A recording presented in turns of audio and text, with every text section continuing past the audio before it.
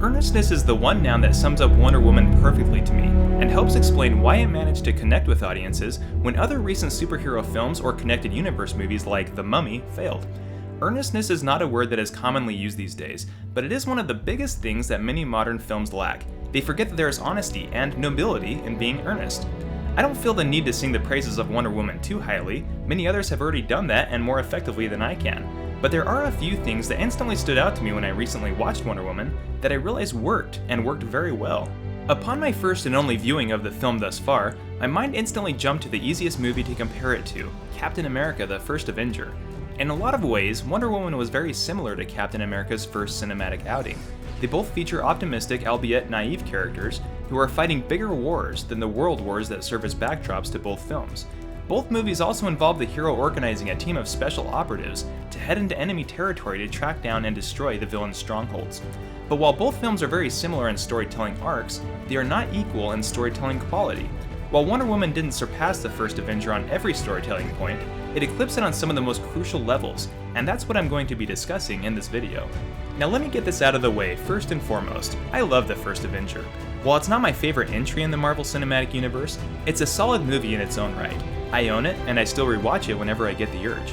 Having said that, The First Avenger did have some noticeable storytelling issues, but since I enjoyed the movie so much, I'm not going to point out just the negatives.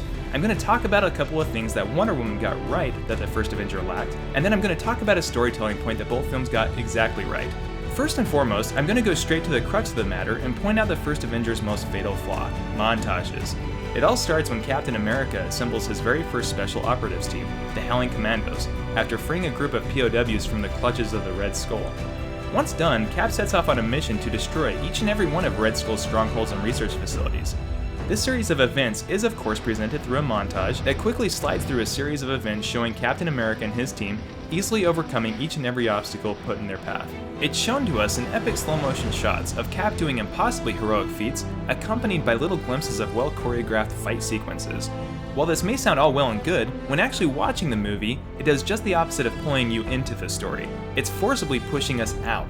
Montages have a place, and I'm not necessarily knocking them, but they are a cinematic tool that's not to be trifled with. Let's look at Wonder Woman for comparison. In Wonder Woman, the story leads you nimbly along from one meaningful event to another, taking care to bring you along for the journey that the character herself is experiencing for the first time. And that is where Wonder Woman splits with Captain America. The First Avenger doesn't bring us along for the journey in this sense, it's showing us the story. There's a difference, and it's jarring. In Captain America, we don't get a good sense of the character progressing towards a specific goal, or growing as a character. All we see is Cap punching his way through things. Compare that with one of the best action set pieces I've seen in a long time, when Diana rises up out of the trenches and storms the German front line single-handedly. It's a glorious moment that is punctuated by the terrific soundtrack by Rupert Gregson-Williams, who is the brother of the always terrific Harry Gregson-Williams. There's not a moment like this in The First Avenger, or really most other superhero movies for that matter. While Wonder Woman got her moment, Captain America never truly got his, at least not in The First Avenger. He got plenty of good moments later on in other films. Wonder Woman captured something glorious in the trenches scene, and it is a mark that most films fail to rise up to. The second thing that was super obvious was how Wonder Woman was able to successfully create an interesting and super fun team dynamic between Diana, Spy Steve Trevor, and the crew they assembled to infiltrate the front lines of World War I. The thing that Wonder Woman gets right with these characters is that these are real people, in a fictional world of course. You get the feeling that if the writers had wanted to, they could have told a story about any one of these characters, and that it would have been an interesting tale for every single one of them. In The First Avenger, we don't get that. The characters, or what little they show of them, are fun but not interesting. I wanted to learn more about Dum Dum Dugan and the others, but the film didn't hint at any backstory for the various characters. They were just there. The only character that gets any backstory is Bucky Barnes, and his friendship with Steve Rogers is only effectively developed at the beginning of the story, not during the World War II scenes.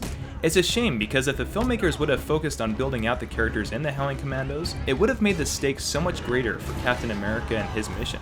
But as it is, it was simply hard to care. Alright, now that we have the negatives out of the way, what did both films get right? In a word, action, or more specifically, characters of action. Wonder Woman is a character of action, and so is Captain America, and this trait is displayed extremely well in both films. As we all know, action drives success. Take a look at Steve Jobs and Elon Musk. Why are these two technological figures so well known? It's not because of black turtlenecks or electric cars, it's because these figures individually drove innovation in their respective fields. Much like these tech giants, fictional characters must drive action to be a successful and engaging character, especially when it comes to superheroes. After all, that is what makes a hero, someone who does the right thing when others choose not to. One particular movie that I quite enjoyed that most people seem to heavily dislike was Disney's John Carter, which was a critical and financial bomb. Even regular moviegoers didn't seem to like it. But I quite enjoyed it, and here's why. John Carter, the character, forced the story to move along. He didn't wait for things to happen, he made things happen. Wonder Woman shares a kindred spirit with John Carter in this regard, and so does Captain America. They are both characters that insist on doing things their way, which in turn propels the story forward and us along with it. I already referenced it, but the scene when Diana rises out of the trenches is one of the best moments in any film, period. But why is that? Yes, Gal Gadot is a spectacular woman and the cinematography was impactful and beautiful, but those aren't the reasons why this scene stood out. The reason why it's so impactful is because Diana chose to do something when others would not. Of course, it's totally reasonable for people to get stuck in the system and let themselves stagnate, but fiction is meant to inspire people to be more than they are.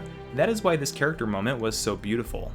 The same goes for Captain America. After not becoming a real soldier like you would have hoped, Steve Rogers gets stuck in a propaganda role putting on shows to sell war bonds. While this was all well and good, Steve knew that he could, and should, do more. After Steve learns that his childhood friend, Bucky Barnes, has gotten captured by the Red Skull, he disobeys orders and goes behind enemy lines to rescue him. It's a great moment that shows Rogers' grit and determination. As I've clearly pointed out, I love these two movies and their two main characters. While neither movie is perfect, one clearly had a better focus than the other and presents a clear case to filmmakers on how to make a proper movie. While Wonder Woman had its own storytelling problems, they were insignificant when compared with the earnestness displayed by everyone involved. Earnestness goes a long way in movies, and Wonder Woman has it in spades.